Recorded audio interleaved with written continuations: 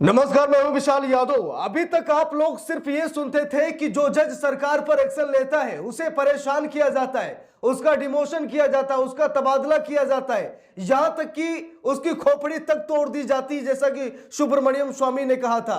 तो दोस्तों, लंबे समय से हम सभी लोग सुन रहे हैं कि कैसे जजों को परेशान किया जाता है, खास तौर पर वो जज जो सरकार पर सीधा एक्शन लेते हैं। लेकिन आज देखने का वक्त है। आज आप सभी लोग जीता जागता उदाहरण देख लीजिए। आज आप लोग अपनी आंखों से देखेंगे कि सरकार कैसे जजों को मानसिक तौर पर उन्हें परेशान करती है, सरकार कैसे उन पर दबाव डालती है, और कोई जज जब सरकार पर एक्शन लेता है तो सरकार कैसे तिलमिला जाती है। आप सभी लोगों को आज मैं आप लोगों को यहां पर खबर दिखाऊंगा। दोस्तों, बात यह है कि यह है जस्टिस अतुल श्रीधरन। इनका नाम इस समय देश में चर्चा का विषय है। देश में बहुत सारे जज हैं, लेकिन जस्टिस अतुल श्रीधरन ने अपनी एक नई पहचान बनाई।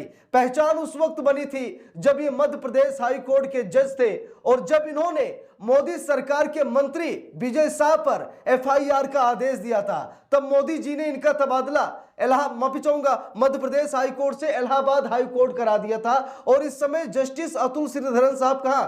इलाहाबाद में। और इलाहाबाद में ये लगातार सरकार की चल रही मनमानी पर ये हथौड़ा चला रहे हैं। चाहे बुलडोजर जस्टिस का मामला हो, चाहे लॉ एंड ऑर्डर का मामला हो, कई मामलों पर सरकार पर इन्होंने एक्शन लिया है। तो उत्तर प्रदेश की योगी सरकार भी सदमे में है।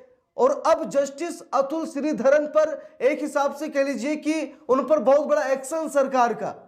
वैसे सरकार की औकात नहीं है, लेकिन उसके बावजूद जो न्यायिक अधिकार है सरकार के पास, सरकार ने उसका इस्तेमाल किया और अब उन्हें पारिवारिक मामले में भेज दिया है। यानी कि अब सिर्फ और सिर्फ जस्टिस अतुल श्रीधरन साहब क्या करेंगे? वो पारिवारिक मामलों की देखरेख करेंगे, पारिवारिक मामलों की वो सुनवाई करेंगे। यानी कि हर चीज से उनको हटा दिया गया। अब उन्हें एक हिसाब से पारिवारिक मामलों के लिए जज बना दिया गया है। देखना चाहेंगे? जरा देखिए, इलाहाबाद हाई कोर्ट ने जारी किया नया रोस्टर। जस्टिस श्रीधरन अब सुनेंगे पारिवारिक अपीलें और सीनियर सिटीजन एक्ट से जुड़े मामले। अब यहां पर देखिए, पारिवारिक मामला, सीनियर सिटीजन एक्ट का मामला, यानी कि अब बड़े बड़े मामलों की सुनवाई जस्टिस अतुल श्रीधरन साहब नहीं कर पाएंगे। कारण यह है कि उन्हें उस रोस्टर से बाहर कर दिया है, क्योंकि जस्टिस अतुल श्रीधरन साहब लगातार उत्तर प्रदेश की योगी सरकार पर नकेल कस रहे थे। लगातार ये कह रहे थे कि बुलडोजर नहीं चलना चाहिए, अगर बुलडोजर चला तो आपको जुर्माना देना पड़ेगा, आप जज, जूरी और जल्लाद नहीं बन सकते। उत्तर प्रदेश की बिगड़ती लॉ एंड ऑर्डर को भी जस्टिस अतुल श्रीधरन ने योगी सरकार पर कहीं न कहीं ये बातें रखी कि आप ये गलत कर रहे हैं। उत्तर प्रदेश में कानून व्यवस्था चरमरा रही है, फेक एनकाउंटर हो रहे हैं, हाफ एनकाउंटर हो रहे हैं। यानी कि जस्टिस अतुल श्रीधरन साहब कहीं न कहीं योगी आदित्यनाथ की नजरों में खटकने लगे थे।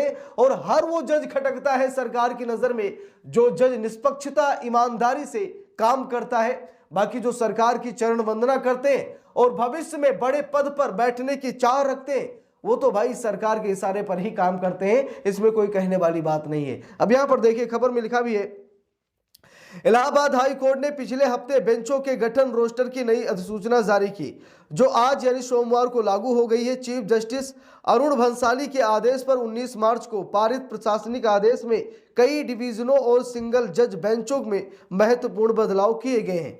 यह अधिसूचना पिछले रोस्टर की जगह लेती है, जो 5 जनवरी 2026 को लागू था। नए अधिसूचित रोस्टर में जस्टिस अतुल श्रीधरन जस्टिस विवेक सरन के साथ बैठकर वर्ष 2021 से आगे की फैमिली कोर्ट की अपीलें सुनेंगे। साथ ही माता पिता और सीनियर सिटीजन के भरण पोषण और कल्याण अधिनियम से संबंधित मामले भी सुनेंगे। देख लीजिए, इनको कहां भेज दिया गया, इनकी पोस्टिंग कहां कर दी गई कि आप पारिवारिक मामले की सुनवाई कीजिए। आप अब सरकार के मामले पर सुनवाई मत कीजिए। सरकार क्या कर रही, क्या नहीं कर रही, आपसे कोई मतलब नहीं है। आप पारिवारिक मामले की सुनवाई कीजिए और जो सीनियर सिटीजन है उनके भरण पोषण और कल्याण के लिए आप सुनवाई कीजिए। आप बेवजह सरकार के मामले में सुनवाई मत कीजिए। देखिए, लिखा भी है, उनके बेंच को राजनीतिक पेंशन मानवाधिकार अधिनियम 1993 और यूपी सहकारी समितियां अधिनियम से संबंधित रिट सी याचिकाओं को सुनने का काम भी सौंपा गया है। पिछली अधिसूचना के अनुसार उनके नेतृत्व वाली डिवीजन बेंच बौद्धिक संपदा अधिकारों और कोड बुक में उल्लिखित न किए गए शेष सिविल रिट मामलों से संबंधित मामलों को देख रही थी। हाल के हफ्तों में उनके कई आदेशों पर व्यापक चर्चा हुई, विशेष रूप से वे आदेश जो धार्मिक स्वतंत्रता से संबंधित थे और जिनमें राज्य की कार्रवाइयों की आलोचनात्मक समीक्षा की गई थी। तो दोस्तों बात यह है कि जो अधिकारी मंदिर मस्जिद करते थे, ठीक है, अभी हाल का ही मामला है संभल में, जहां पर संभल की मस्जिद में 20 लोगों की इजाजत प्रशासन ने दी।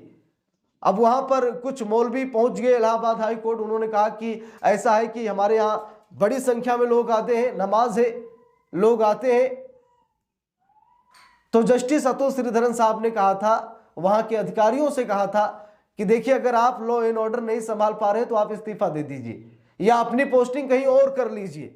ये क्या मतलब हुआ कि आप 20 लोग को ही इजाजत दे रहे, इसका मतलब ये है कि आप उनकी सुरक्षा सुनिश्चित नहीं कर पा रहे। इलाहाबाद हाई कोर्ट ने फटकार लगाई। तो जस्टिस अतुल श्रीधरन साहब न्याय करना जानते हैं, वो सरकार पर एक्शन लेना जानते हैं और इसी की वजह से उनको आज ये पोस्टिंग पर रखा गया है। पहले भी उनका डिमोशन कर दिया गया। मध्य प्रदेश हाई कोर्ट में जिस पोजीशन पर वो थे उससे उनको डिमोशन करके इलाहाबाद हाई कोर्ट भेजा गया। यानी कि मोदी और योगी दोनों इस समय जस्टिस अतुल श्रीधरन साहब के पीछे पड़े। वो पूरी कोशिश कर रहे हैं कि सरकार के खिलाफ कोई एक्शन ना ले पाए। और जब इलाहाबाद हाई कोर्ट आए तब भी ताबड़तोड़ फैसले सुनाने लगे, तो सरकार को ऐसा लगा कि इनको मतलब ऐसा मामला दे दिया जाए कि ये सरकार पर टिप्पणी ना कर पाए, सरकार पर कोई एक्शन ना ले पाए। और डरी सहमी हुई सरकार ने वही किया।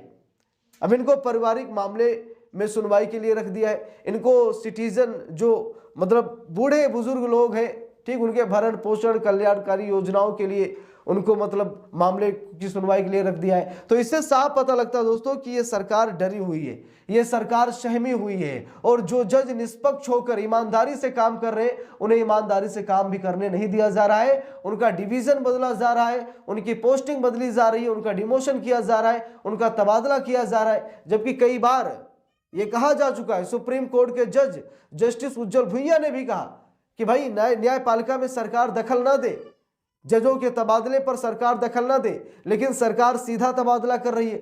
और एक बार नहीं बल्कि कई बार हो चुका है। यह कोलिजियम सिस्टम का भी अपमान है कि न्यायपालिका में सरकार का कोई हस्तक्षेप नहीं होगा, लेकिन बावजूद इसके सरकार हस्तक्षेप कर रही है, सरकार मनमानी कर रही है। किस जज को प्रमोट करना है, किस जज को डिमोशन देना, उसका पद कद छोटा करना है, सरकार डिसाइड कर रही है। तो भाई न्यायपालिका में सरकार घुस चुकी है। कहने का मतलब यह है कि जो जज ईमानदारी और मेहनत से काम कर रहे हैं उन्हें काम करने नहीं दिया जा रहा है। ये लोकतंत्र पर सीधा प्रहार है। मुझे लगता है कि जस्टिस सूर्यकांत साहब को जरूर इस मामले को संज्ञान में लेना चाहिए कि न्यायपालिका में सरकार का काम नहीं होना चाहिए। लेकिन सरकार जिस तरीके से दबंगई कर रही है हम सभी लोग देख रहे हैं। बाकी इस पूरे मामले पर आप लोगों की क्या राय है कमेंट करके जरूर बताइएगा।